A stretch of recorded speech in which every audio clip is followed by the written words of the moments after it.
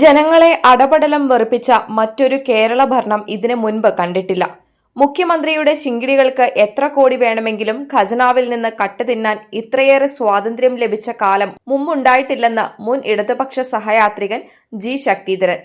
മുഖ്യമന്ത്രിയുടെ പാർശ്വവർത്തികളും കുടുംബാംഗങ്ങളും ഏതെങ്കിലും ഇടതുപക്ഷ ഭരണത്തിൽ ഓട്ടക്കാലണ എങ്കിലും മോഷ്ടിച്ച സംഭവം ഉണ്ടായിട്ടുണ്ടോ? ഒരു തരി സ്വർണമെങ്കിലും ആരെങ്കിലും എടുത്തതായി ആരോപിച്ചിട്ടുണ്ടോ? സ്വർണ്ണക്കള്ളക്കടത്ത് വഴി ആരൊക്കെ എന്തൊക്കെ നേടിയെന്നത് ഇപ്പോഴും പ്രഹേളികയാണ് ശക്തിധരൻ തുറന്നടിക്കുന്നു. CPM-ൽ എന്താണ് സംഭവിക്കുന്നത് എന്ന ചോദ്യത്തോടെ ഇടതുഭരണത്തിന്റെ ദുരവസ്ഥ ചൂണ്ടിക്കാട്ടുന്നു.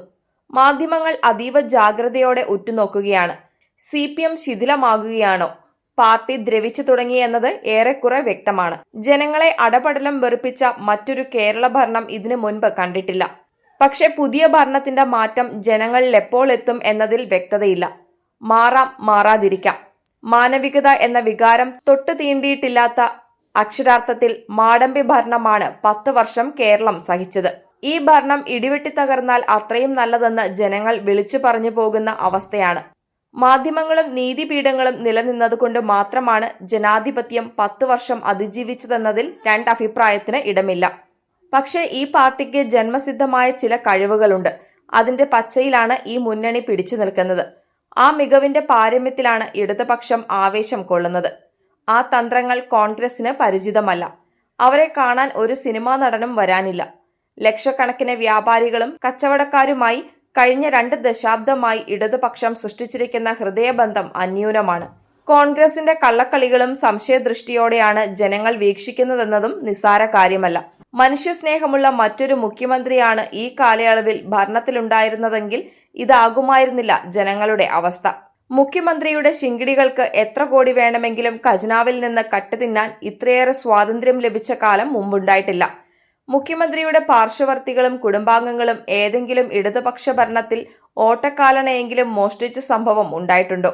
ഒരു തരി സ്വർണമെങ്കിലും ആരെങ്കിലും എടുത്തതായി ആരോപിച്ചിട്ടുണ്ടോ? സ്വർണ്ണക്കള്ളക്കടത്ത് വഴി ആരൊക്കെ എന്തൊക്കെ നേടിയെന്നത് ഇപ്പോഴും പ്രഹേളികയാണ്.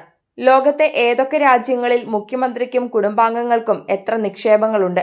ഉണ്ടെങ്കിൽ ഈ പണം എവിടെ നിന്ന് വന്നു? BJPക്ക് ഇതിൽ പങ്കുണ്ടോ? ഇതെന്തെങ്കിലും BJPയോ കോൺഗ്രസോ പഠിച്ചിട്ടുണ്ടോ? കേരളത്തിലെ മികവുറ്റ IAS ഉദ്യോഗസ്ഥൻ M. ശിവശങ്കർ എങ്ങനെയാണ് സ്വർണ്ണക്കള്ളക്കടത്ത് കേസിൽ വർഷങ്ങളോളം ജയിലിലായത്?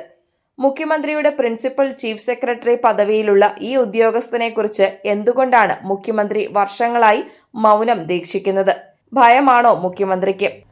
ഈ ഉദ്യോഗസ്ഥനും മുഖ്യമന്ത്രിയും തമ്മിലുള്ള അതീവ രഹസ്യബന്ധം ഒരിക്കലെങ്കിലും പ്രതിപക്ഷ നേതാവ് വായു തുറന്ന് സഭയിൽ പറഞ്ഞിട്ടുണ്ടോ? ഒരിക്കലെങ്കിലും സഭയിൽ എണീറ്റ് നിൽക്കാൻ പറഞ്ഞിട്ടുണ്ടോ? മറ്റൊരു പ്രതിപക്ഷ നേതാവാണെങ്കിൽ സഭയിൽ മൂത്രമൊഴിപ്പിക്കുമായിരുന്നു. പുതിയ സർക്കാരെങ്കിലും ഇത് മറന്നേക്കുമോ? ജനങ്ങൾ ഉറ്റുനോക്കുകയാണ്. ഇത്രയും കാലത്തിനിടയിൽ മുഖ്യമന്ത്രിയും ഈ ഉദ്യോഗസ്ഥനും തമ്മിലുള്ള അച്ചുതണ്ടിനെക്കുറിച്ച് സെക്രട്ടേറിയറ്റിലും പുറത്തും അതീവ രഹസ്യമായാണ് കരിക്കൽ നീക്കുന്നത്. നിലവിലുള്ള മന്ത്രിസഭയുടെ തുടർച്ച മാത്രമായിരിക്കും പുതിയ മന്ത്രിസഭയുമെങ്കിൽ TP ചന്ദ്രശേഖരന്റെ കൊലപാതകത്തിൽ നടന്നത് തന്നെയായിരിക്കും ഇവിടെയും കോൺഗ്രസ് ആവർത്തിക്കുക. ജനം അത് സഹിക്കില്ല, മുഷ്ടി ചുരുട്ടും. ശക്തിധരൻ മുന്നറിയിപ്പ് നൽകുന്നു. AK ബാലനെ കൊണ്ട് മുഖ്യമന്ത്രി ഇപ്പോഴും വിറ്റഴിക്കാൻ ശ്രമിക്കുന്നത് കള്ളക്കമ്മട്ടത്തിലടിച്ച നോട്ടാണ്. ജനങ്ങൾ സത്യം കാണാതെ പോകരുത്. കഴിഞ്ഞ 2 ലോക്സഭാ തെരഞ്ഞെടുപ്പിൽ 8 നിലയിൽ പൊട്ടിയ മുഖ്യമന്ത്രിയെക്കുറിച്ച് പറയാൻ ഒരു കോൺഗ്രസ് നേതാവിനും ശബ്ദമില്ല. അതുകൊണ്ട് മുഖ്യമന്ത്രിയുടെ നുണകൾ മുഴുവൻ വിറ്റഴിക്കപ്പെട്ടു.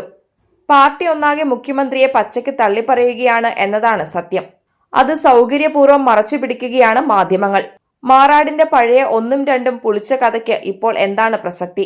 വെള്ളാപ്പള്ളിയുടെ കഥ പൊളിഞ്ഞത് കൊണ്ടാണ് നിൽക്കക്കള്ളിയില്ലാതെ ഇപ്പോൾ ബാലന്റെ കുതിർന്ന പടക്കം പൊട്ടിച്ചിരിക്കുന്നതെന്ന് ശക്തിധരൻ തുറന്നടിക്കുന്നു.